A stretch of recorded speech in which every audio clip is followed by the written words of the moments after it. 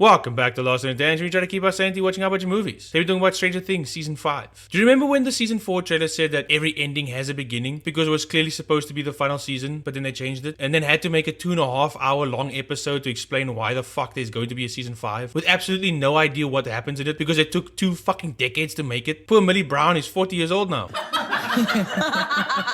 What?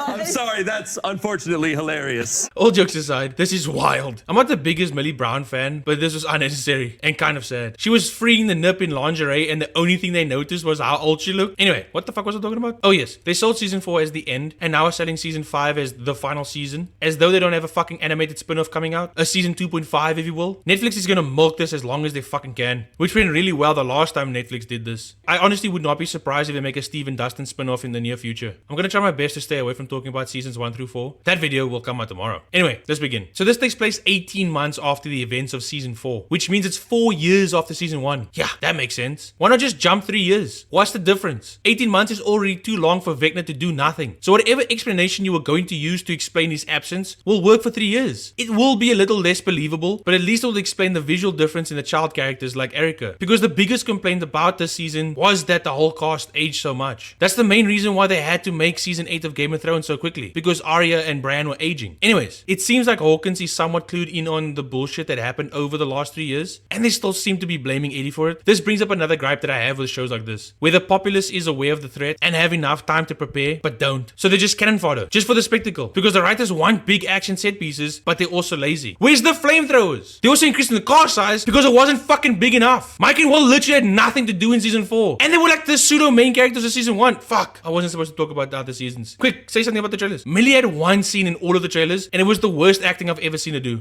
You don't get to write the ending. Not this time. I think at least 3 of the main cast is going to die. Harper should die, like a hero's death, like what they wanted to do in Season 3, but then they Uno reversed it. Jonathan might die to break Will, so that Vecna can possess him, and they'll probably kill Steve because we the fans like him, and it's an easy way to make us feel feelings. They're also retconning the events of Season 1 to justify Seasons 4 and 5, but I'll discuss that when it comes out. Anyway, that's it. Fuck off. And just remember, no one will ever be able to hate you more than you already hate yourself.